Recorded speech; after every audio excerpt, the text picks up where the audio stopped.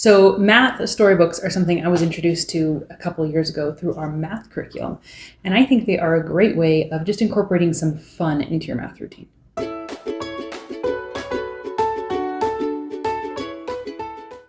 Hi and welcome. Thanks for joining me today. I am a homeschool mom to 3 children. I have a kindergartner doing a little kindergarten and first grade work, and a preschooler, and then a toddler making all sorts of trouble on the side. Today I'm going to talk math storybooks. So like I said, it's something that I was introduced to with our math curriculum. We use Math with Confidence, and at the end of each week or the beginning of each week or just kind of along with the week, depending on what grade level you're in, she has a recommended picture book or storybook for math, which is a great way of incorporating some fun and giving kind of some visual and something a little less black and white and workbooky. Her curriculum in general is more hands-on and fun, and I love that, but I've really enjoyed the addition of the picture books on the weeks that it works to do so. Now, I do not go buy every picture book, but when I see a picture book, math related, for 50 cents here or there, I tend to pick it up. So today I'm going to share with you just any math picture books that I have just picked up used when I've seen them for very inexpensive.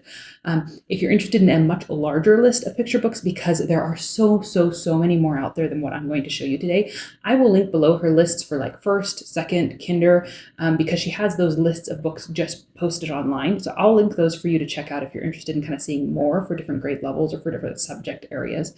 But what I'm going to do today is I'm going to just kind of show you the title, the cover, and just kind of a brief inside, kind of what it looks like. I'm going to try to go quickly. I don't want to go into any in detail here today because you can go and check out what you want to for yourself. Another thing is, while I've bought a few of them, most of the ones we get along with our math curriculum, I borrow through the library. The library has a large amount of these math picture books. So if you're trying to do this on a budget or whatnot, do check your local library because they have a lot of these. So with that, I'm just going to kind of start through the stack, top to bottom. I don't know, I have like 10, 15-ish. So we have circumference and the first round table and circumference and the fraction fair. Now, I am a sucker for a good pun. And so when I saw these titles, I was like, oh gosh, that's funny. So circumference and his wife, die of amateur, and his son, radius, and so you kind of see where this is going. And so they make a story about him creating the first round table and why he needed it and how his castle people had to build a new thing they'd never done a round table. How do we make the measurements? All these things. So kind of focused on. And the fraction fair is a story about a fair where all things are being peddled and they sell 1/4 of a cheese or 1/4 of a yard of fabric or whatnot. And then some things start going missing, and in order to catch the crook, they have to do a competition with fractions to fool them or something like that. And so people have to find the largest number fraction, which everybody thinks is the one with the largest denominator, but it's actually the one with the largest numerator. Is that the top number? The largest whole fraction, right? So again, both fun books. There is a whole series of these. So if you like kind of the pun style of book, you should check them out. I'll just kind of give you a glimpse inside some of the pages so you can kind of see the artwork and the amount of words that are shown inside. Both of these are about the same, I think. So inside this one, you have kind of this kind of thing going on. And I think they're fun. They're a little bit above my daughter, but we're definitely holding on to them because I'm not above buying used books in advance. And I should just put that out there. These books that I'm showing you, like I said, I've just kind of picked up. They are for all ranges of grades. These are not just for my kindergartner. They're for whenever I want to pull them out. So another one by Brian P. Cleary, and this guy has a lot of math books and a lot of English grammar fun storybooks like Rhyme and Punishment, pun being like the word puns. So check out this author if you're interested in some like language arts and mathematical stuff, but this is the action of subtraction. So it's just a story where going through, they have the subtraction equations as they go through. And he, like I said, has a lot of them. So check out Brian Cleary if you're interested in more of those. These next two are kind of a set, I guess. So this is the Hershey's Chocolate Multiplication Book. And as you go through, they just use Hershey's chocolate bars to show the different ways of multiplying. So we have 1 on the side, but we have 3 or 4 across. So 1 times 4 equals 4 kind of thing. And so as they go through, they just break up Hershey's chocolate bars into different sizes and talk through the math involved. And then on the back, it has like this little chart for Hershey's chocolate. With that is the Twizzlers percentage book. And this one, I believe, is supposed to be like aliens helping you through your little mini adventure. We have Twizzlers lined up, and they have different percents of reds and blacks. And throughout the book, they talk through the different percents of reds and blacks. Again, these ones might be a little above my child. You see on the back, they kind of had the percentages laid out. But again, I just hold on to these so I can pull them out when I want to. This next little stack of books are on counting. So some of these are, I guess, more of my preschooler kind of age range, various types of counting. So this is 10 black dots, which you may have seen around. But it's what can you do with the 10 black dots. And so each page has an increase in number, and it's got different, things that 10 black dots do. So that's cute. And that's 1 through 10, or 1 through 10, I think. And then most of us have seen Chicka Chicka Boom Boom with letters, or at least I had, but they also have a Chicka Chicka Boom Boom with numbers up to 20. And so if you're familiar with this book, it's just a little rhyming book where the numbers climb up the tree and they fall. Or is it up to... Oh, it's actually up to 99. I did not realize that. So yeah, this is actually large. It goes all the way up to 99 to 100, and they fall out, whatever. So this is just another counting book. That's kind of fun. Math fables, lessons that count. There are a lot of these as well in this series by Greg Tang, I believe. It's on the back. We've got math pieces, the grapes of math. So again, some puns going on.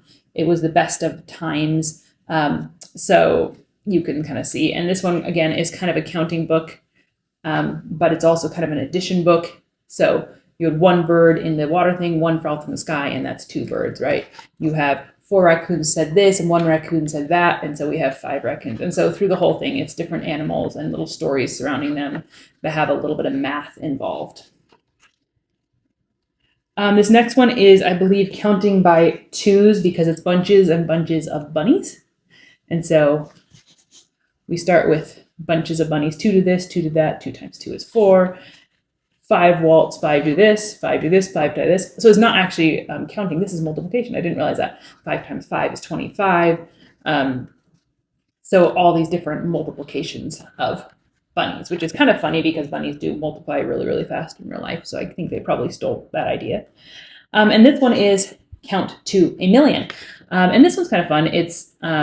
It gives you a little bit of, in the beginning, a little bit of place value work, a little bit like, here's this. And then it gives you like visual representations of what these numbers would be. So this is what 100 looks like. This is what 1,000 or 10,000 looks like. This is what 100,000 looks like. And so it kind of walks you through counting up to 1,000,000, which is just kind of fun to see the visuals of that. These next 2 are money related, which is a kind of a math topic, not counting or multiplication, but this is an older book. Look What's in a Dollar. And I will link any books that I can find online. Like I said, I didn't buy these online, but anything that I can find online, I'll link below as well, so you can check them out if you are interested in some of these. This one is kind of fun in that they have little inserts for the kids to stick the coins in the page where it says to. So when they buy this for 5 cents, they put the nickel here, this for 5 cents, put the nickel here, here, here. And then it tells you what the total is. In this whole page, you have 5 nickels, and so it'll equal a quarter. And so that's kind of a fun interactive part of this, where you have the kid put the money in there. Or you could, well, it's a note. So maybe you put the money in there before your kid does it, and they kind of walk through it with you. You could do it either way. It would be fun. So kind of just an old-fashioned counting book of buying things at the store. And then the coin counting book, same kind of thing, just different, how do different amounts equal different things. So we have, 10 pennies equal 1 dime, 5 pennies and a nickel equal 1 dime, and they kind of just, it's walks you through it. I'm trying to think, I don't know if these actually rhyme. They kind of rhyme. They're trying to be fun in the way they write them, but it just walks through the different amounts that different coin combinations make. And then the last 2 are more like telling time and the calendar year, because often that's included in math as well. But you have this like telling time book, and it talks about like different times of the day, different times of the year, and then it goes into like clocks, analog and digital. What is it saying? What's the normal clock called? Is that an analog clock, or the digital clocks are analog? So I'm not sure what the normal clock is called. But anyhow, this one's a little more wordy, so you definitely want to like read it to your kid. And I have not read through this all the way, but I have this on hand. It's kind of just an addition for that. And then this one is called The Year at Maple Farm. And this one is just about the calendar year. So it starts with Maple Farm, and this is what it's like in January, and this is what's going on. And then it goes, February and March. And it just goes through much of the farm, each month of the year at the same farm, kind of showing what happens throughout the year. So it's more of like a calendar aid, I guess, of like kind of showing seasons and how the seasons kind of go through the year as you're introducing that concept to your kid. So, like I said, those are the ones that I've picked up for cheap. No particular order, no particular strategy. It's just, something that I think is within a good price range, and I'll grab it. Good price range meaning under $1. But there are, like I said, so many more. So check the links below that I'm going to list to Kate Snow and her lists of picture books for different grades, because you may get some fun resources for there. And again, check your library. You do not have to buy them yourself. But I think they're a great way of introducing, like I said, just a little bit more fun. My kids love when I read picture books to them, so they're always really happy when we pull out our picture book for the week. And like I said, I try to do the one a week along with whatever topic we're doing for each of my kids' math. And that seems to be working really well. So hopefully that gives you some ideas. If you have some favorite math picture books, please comment below. I'd love to know those as well. And I look forward to sharing with you guys again soon.